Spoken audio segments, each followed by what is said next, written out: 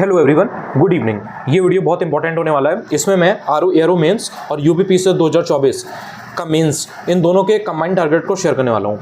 बहुत सारे लोग ऐसे हैं जो सिर्फ आरओ एरो को टारगेट कर रहे हैं, काफ़ी लोग ऐसे भी हैं जो सिर्फ यूपीपीसीएस को टारगेट कर रहे हैं, बट अच्छा खासा नंबर एक उन लोगों का भी है जो दोनों ही एग्जाम्स को टारगेट कर रहे हैं। आरओ एरो और यूपीपीसीएस के प्री को लेकर के जो अर्जुन बैच है उसके टारगेट्स कंबाइंड है और वो टेलीग्राम पर ऑलरेडी फाइल सेक्शन में आपको मिल जाएंगे। सो प्री में किसी तरीके का कोई डाउट नहीं है, लेकिन मेंस में लेकर के डाउट आ रहा था बिकॉज कहीं ना कहीं चीज़ें मैनेज नहीं हो पा रही थी। कभी अगर आरओ एरो पर फोकस करते थे मेंस पर तो यूपीपीसीएस लैग करता था, अगर यूपीपीसीएस मेंस पर ध्यान देते थे तो कहीं ना कहीं आरओ एरो लैग कर जा रहा था। तो इसमें मैंने 23 जून से 15 जुलाई तक के टारगेट शेयर किए हुए हैं। 23 जून में आपको ध्यान रखना है कि सबसे पहले आपको यानी कि कल से यूपीपीसीएस मेंस में 2023 वाला जो एग्जाम हुआ है उसमें हिंदी के प्रीवियस ईयर क्वेश्चन पेपर को एनालाइज करना है। अच्छी खासी एनालिसिस होनी चाहिए, आपको समझ में आना चाहिए कि किस टॉपिक से क्वेश्चन आ रहे हैं, किस टाइप के आ रहे हैं, कितना सुपरफिशियल है, कितना इन डेप्थ आ रहे हैं, जो गद्यांश वगैरह आ रहा है वो किस लेवल का आ रहा है। तो ये आपको चीज़ें समझ में आनी चाहिए। उसी के कंपैरिजन में आरओ एरो का मेंस का हिंदी का पेपर आपके दिमाग में घूमना चाहिए कि ओके ठीक है, कौन से ऐसे टॉपिक्स हैं जो यूपीपीसीएस के मेंस में आते हैं बट आरओ एरो में नहीं आते हैं। तो ये जब आप पेपर एनालिसिस करोगे यूपीपीसीएस की तो आपको पता चल जाएगा। इसी के साथ में आरओ एरो का जीएस का मेंस का 2021 का पेपर आपको एनालाइज करना है। किस टाइप के क्वेश्चंस आ रहे हैं मेंस में ये आपको पता होना चाहिए। प्री का तो आपने देखा है, लेकिन मेंस में आपको आइडिया होना चाहिए। इसमें आपको अच्छा खासा टाइम लगेगा क्योंकि इसमें आप ऑप्शन वगैरह आंसर्स वगैरह देखोगे, कुछ कुछ चीज़ें इन डेप्थ भी पढ़ोगे। जो ऊपर वाला है यानी कि जो हिंदी का पीवाईक्यू है उसमें आपको बेसिक एनालिसिस करनी है। हर चीज़ आपको रटनी नहीं है, लेकिन आपको समझ में आनी चाहिए कि ओके ठीक है पेपर किस टाइप का आता है। क्योंकि यूपीपीसीएस मेंस में नंबर्स काउंट होते हैं, मार्क्स काउंट होते हैं, 150 मार्क्स। ऐसा नहीं है कि सिर्फ क्वालिफाइंग हो। तो अगर कहीं ना कहीं 100 में से आप 80, 90, 95 ले जाते हैं तो वो बहुत अच्छा रहता है, क्योंकि जीएस में कहीं ना कहीं स्कोर करना बहुत टफ होता है। बट हिंदी में अगर आप थोड़ा बहुत भी स्मार्टनेस के साथ और अच्छे से सिंसियरली पहले से पढ़ाई करके रखेंगे, प्रिपरेशन करके रखेंगे, तो कहीं ना कहीं आप इजीली 80 to 90 के बीच में या 95 या 100 के आसपास भी स्कोर कर सकते हैं, जो एक बहुत अच्छा स्कोर होता है। 70-75 नंबर आपके कहीं ना कहीं आते हैं तो आप सीधे सीधे 10-15 नंबर, 18 नंबर बाकी कैंडिडेट से पीछे होते हैं जो आप देख रहे हो जो टॉप पोस्ट ले रहे हैं। तो ये आपको ध्यान रखना है। 24 जून की जब बात आती है तो इसी में आपको यूपीपीसीएस मेंस का 2023 का एसए का पेपर जो है ना उसको एनालाइज करना है कि किस टाइप के एसए पूछे गए थे, टॉपिक्स क्या थे, और थोड़ा सा आपको सोचना है कि ओके ठीक है जब ये मेंस एग्जाम हुआ था तो उस टाइम पर कौन कौन से इश्यूज करंट में चल रहे थे, तो वो आपको दिमाग में घूमना चाहिए, आपको समझ में आना चाहिए। आरओ एरो 2021 का जो एसए का पेपर था वो भी आपको साथ में ही एनालाइज करना है कि ओके ठीक है आरओ एरो में किस टाइप का एसए आता है और यूपीपीसीएस में किस टाइप का एसए आता है। डिफरेंस बस एक है कि आरओ एरो के मेंस में आपको हिंदी में ही एसए को लिखना है, while in case of UPPCS you can write in both the languages, जिसमें आप चाहें, जिसमें आप कंफर्टेबल हो आप लिख सकते हैं। बट अगर आप दोनों एग्जाम टारगेट कर रहे हैं तो कहीं ना कहीं यूपीपीसीएस मेंस में भी हिंदी में लिखना आपके लिए ज़्यादा श्रेष्ठ कर रहेगा अगर आप आरओ एरो पर अच्छे से प्रैक्टिस कर चुके हैं पहले से, क्योंकि उसमें आपको हिंदी में करना ही करना है। तो आप अगर आरओ एरो में हिंदी में करेंगे, यूपीपीसीएस में इंग्लिश में करेंगे तो इट्स योर चॉइस, बट एक बार आप इसको सोच लीजिएगा, कंसीडर कर लीजिएगा। 25 जून की अगर बात आए तो इसमें यूपीपीसीएस मेंस में आपको previous year question paper analyse करना है, लेकिन पेपर 5 और पेपर 6 का यानी कि जो यूपी स्पेशल है उसके दोनों पेपर्स को आपको एनालाइज करना है और देखना है कि यूपी में कौन कौन से क्वेश्चंस आए हुए हैं, शॉर्ट क्वेश्चन किस टाइप के आए हुए हैं, जो लॉन्ग क्वेश्चन है वो किस टाइप के आए हुए हैं। 26 जून की जब आप बात करोगे उसमें आपको आरओ एरो का एक ऐसे लिखना है। टॉपिक्स मैंने पहले भी दे रखे हैं, आप उन्हीं को लिख सकते हैं, क्योंकि आई एम वेरी श्योर कि अभी आपने नहीं लिखा होगा वो टेलीग्राम पर फाइल सेक्शन में पीडीएफ पड़ी हुई है, उसमें मैंने 20-25 ऐसे ऑलरेडी दिए हुए हैं टॉपिक, उनमें से आप किसी को भी एक पिक कर सकते हैं, वरना फिर आप अपने हिसाब से भी कोई भी एक ऐसे आरओ एरो का ले लीजिए और उसको आपको लिखना है। पहले उसको पढ़िए अच्छे से उस टॉपिक के बारे में एंड देन उसके बाद में लिखने की कोशिश करिए। 27 जून की बात आए तो इसमें आपको यूपीपीसीएस मेंस में previous year question paper analyse करना है, पहला और दूसरा पेपर, यानी कि वो जो हिस्ट्री ज्योग्राफी सोसाइटी वाला पेपर होता है वो पहला आपका आ जाता है, और उसके बाद जो सेकंड पेपर है आपका उसमें आपका polity, governance, IR, social justice ये सब आ जाता है। तो ये दोनों पेपर आपको एनालाइज करने हैं। बेसिकली 40 क्वेश्चंस को आपको 40 क्वेश्चंस को एनालाइज करना है, देखना है कि किस टाइप के क्वेश्चंस आ रहे हैं, शॉर्ट में किस टाइप के आ रहे हैं, लॉन्ग में किस टाइप के आ रहे हैं, करंट का कितना वेटेज आ रहा है पेपर 2 में, पेपर 1 में कितने क्वेश्चन स्टैटिक है, वर्ल्ड हिस्ट्री से क्या पूछा जा रहा है, ये सब आपको थोड़ा थोड़ा देखना है बैठ के। 40 क्वेश्चन आप करने में आपका अच्छा खासा टाइम लगेगा, 4 घंटे के करीब आपके लगेंगे। 28 जून की अगर बात की जाए तो इसमें आपको आरओ एरो में जीएस का पीवाईक्यू देखना है, एनालाइज करना है, 2020 वाला और 2017 वाला। अब 2020 वाला कौन सा है, ये वही है जो 2016 वाला री एग्जाम हुआ था, तो प्री हुआ फिर मेंस हुआ, तो उसका आपको पेपर एनालाइज करना है।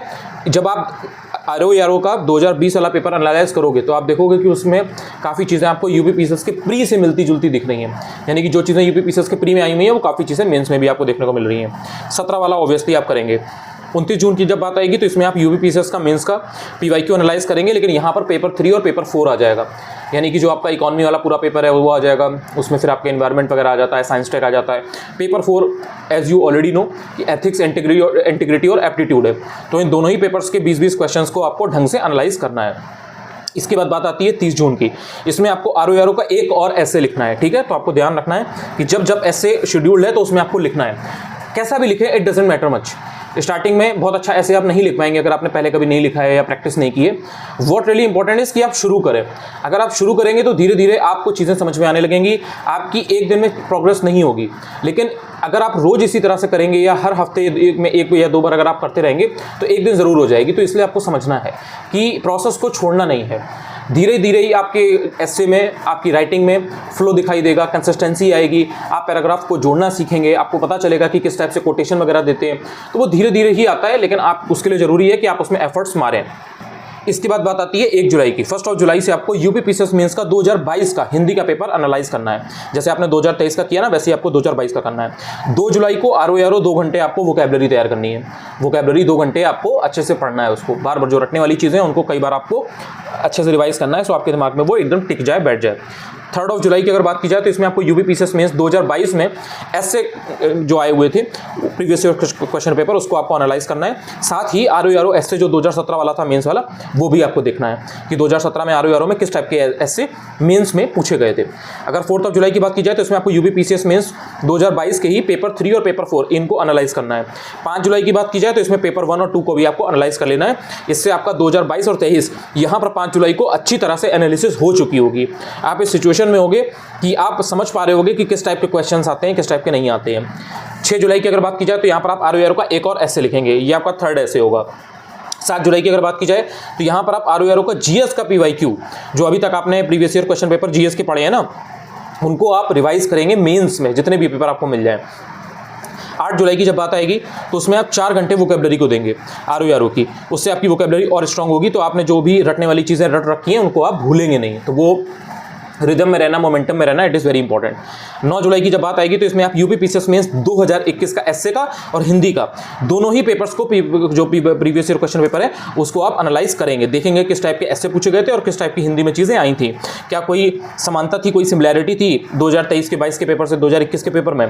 तो वो आपको लेवल चेक करना है। 10 जुलाई की जब बात आएगी तो उसमें 2021 यूपीपीसीएस मेंस के जीएस के पेपर पहले और दूसरे को आप ढंग से एनालाइज करेंगे और देखेंगे किस टाइप के क्वेश्चन पहले पूछे गए थे 2021 में, और 23 और 22 में जो आपने क्वेश्चंस का लेवल देखा है उनके कंपैरिजन में 21 का पेपर कैसा था। 11 जुलाई की जब बात आएगी तो वहां पर आप यूपीपीसीएस मेंस 2021 के ही पेपर 3 और पेपर 4 इनको भी खत्म कर लेंगे। इससे आप 11 जुलाई को 2021 तक के पेपर्स को अच्छे से एनालाइज कर चुके होंगे। 12 जुलाई को आप एक और आरओ का ऐसे लिखेंगे, बहुत इंपॉर्टेंट है ये। इसके पहले आप 3 ऐसे ऑलरेडी लिख चुके होंगे, तो कहीं ना कहीं आप ऐसे को लेकर के आपकी कमांड बनना शुरू हो जाएगी यहाँ पर ऐसे में। 13 जुलाई की जब बात आएगी, 13 जुलाई में आप आरओ में जो मेंस में ऑब्जेक्टिव हिंदी होती है ना 60 मार्क्स की, टॉपिक 5 आते हैं लेकिन आधी 60 मार्क्स की ऑब्जेक्टिव हिंदी, उसको आप 4 घंटे पढ़ेंगे। वो आपकी प्रीलिम्स में भी इक्वली हेल्प करेगा, तो उसको भी भूलना नहीं है, उसको आपको 4 घंटे स्ट्रेट पढ़ना है। इसके बाद बात आती है 14 और 15 जुलाई की। 14 जुलाई में यूपीपीसीएस में जो भी चीज़ें आपने पढ़ी हैं, इतने दिन से जो भी आप पढ़ रहे हैं, आपको ट्राई करना है कि आप मैक्सिमाइज कर पाएं और उसको रिवाइज कर पाएं जितना हो पाए यूपीपीसीएस का। और 15 जुलाई को आप आरओ का जितना आपने पढ़ा है उसको आप रिवाइज करने की कोशिश करेंगे। अब एक दिन में सारी चीज़ें तो नहीं हो पाएंगी, बट फिर भी आप जितना कर पाएं। 2023, 22, 21 के अगर पेपर भी कर लेते हैं तो बहुत बड़ी बात है। अगर आप इन तीनों ही सालों के एस्से और हिंदी के पेपर कर लेते हैं एक दिन में तो बहुत बड़ी बात है। तो बेसिकली आपको ध्यान रखना है कि जो भी आपने पढ़ा वो आपके दिमाग में कहीं ना कहीं रहे। आप थोड़ा बहुत भूल जाए कोई बात नहीं, लेकिन एक कनेक्शन रहना चाहिए। आप समझ रहे होंगे कि मैं क्या कहना चाह रहा हूँ। आपका एक फ्लो मेंटेन होना चाहिए। आपको ऐसा नहीं लगना चाहिए कि यार ये यूपीपीसीएस मेरा लैग कर रहा है या आरओ मेरा लैग कर रहा है। तो ये 15 जुलाई तक के हैं। अगर आप इसको फॉलो करेंगे, अगर ये आपको हेल्प करेगा, जिस तरह से मैंने शेड्यूल किए चीज़ें, अगर आप रिपोर्ट करेंगे तो फर्दर 15 जुलाई के बाद ये चीज़ें कंटिन्यू रहेंगी आपके मेंस एग्जाम तक। प्री तक तो चलेंगी ही चलेंगी, बट मेंस तक भी चलेंगी। बस फर्क ये होगा कि प्री के पहले मेंस का जो टाइम है वो थोड़ा कम कर दिया जाएगा और उसके बाद में मेंस की चीज़ें फिर से आपको ज़्यादा कर दी जाएंगी क्योंकि प्री आपका हो चुका होगा। अच्छा, इनको करने में समय कितना लगेगा? आपको आरओ और यूपीपीसीएस दोनों के मेंस अगर एक साथ टारगेट करने हैं, कहीं ना कहीं आपको 4 से 5 घंटे मिनिमम करना ही पड़ेगा, क्योंकि आप दोनों एग्जाम्स को टारगेट कर रहे हैं। तो आप एक दिन अगर यूपीपीसीएस करेंगे तो उसमें आपको 4-5 घंटे देने पड़ेंगे। देन दूसरे दिन आर आप करेंगे तो 4-5 घंटे आपके उसमें लगेंगे। प्री में 4 घंटे मैंने आपको बोला था, अगर वहाँ से आप कभी कभी 3 घंटे भी देते हैं ना तो आपका चल जाएगा। एग्जाम के जब आपका 27 अक्टूबर को यूपी पीसीएस है उसके 1.5 महीने या 2 महीने पहले आप इसको 3, 4, 5 घंटे भी कर सकते हैं, थोड़ा मेंस कम कर दीजिएगा, डिपेंड्स कि आपकी प्रिपरेशन कैसी है प्री को लेकर के। लेकिन 4-5 घंटे अगर आप मेंस को नहीं देंगे तो कहीं ना कहीं चीज़ें आपकी तैयार नहीं हो पाएंगी। प्रॉब्लम ये है, मैं तो कम करने को बोल दूं, बट प्रॉब्लम यही है कि हर किसी का जो लेवल है, हर किसी की जो कैपेसिटी है वो इतना नहीं होती है कि सबके लिए सेम चीज़ वैलिड हो जाए। तो हो सकता है कोई 3 घंटे में ही चीज़ों को तैयार कर ले, हो सकता है किसी को 7 घंटे भी लगे, बट एक बेयर मिनिमम जो एक टाइम है वो 4-5 घंटे का है। इतना अगर आप दोगे तो बिलीव मी आप चीज़ें कर पाओगे, आपको चीज़ें होती हुई दिखेंगी कि ओके ठीक है मुझसे चीज़ें हो पा रही हैं। अगर आप सिर्फ 2 या 3 घंटे ही दोगे और आप सोचोगे आर1 यूपी पीसीएस दोनों को मैं टारगेट कर लूँ, तो फिर कहीं ना कहीं आपके लिए चैलेंजिंग हो जाएगा, फिर आप देखोगे कि कोई चीज़ नहीं हो पा रही है। तो इसलिए थोड़ा सा इस चीज़ को लेकर के आपको ध्यान रखना है, क्योंकि कहीं ना कहीं बिना घंटे के, बिना आवर्स के आप कुछ नहीं कर सकते, ये आपको समझना पड़ेगा। सबसे बेसिक चीज़ वही है, टाइम मिलेगा तो आप पढ़ ही लेंगे, ऐसा तो नहीं है कि आप अंदर से पढ़ना नहीं चाह रहे हैं। सो आई होप कि आपको जो भी टारगेट्स रखना है वो समझ में आ गए होंगे। बाकी अगर कोई डाउट्स हो तो आप कमेंट सेक्शन में पूछ लीजिएगा। पहली बार अगर मेरा ये वीडियो आप यूट्यूब पर देख रहे हैं तो आप चैनल को सब्सक्राइब भी कर सकते हैं। टेलीग्राम चैनल सेम इसी नाम से है, अनुज चतुर्वेदी ऑफिशियल, वहाँ पर आप ज्वाइन कर लीजिएगा। Thank you so much.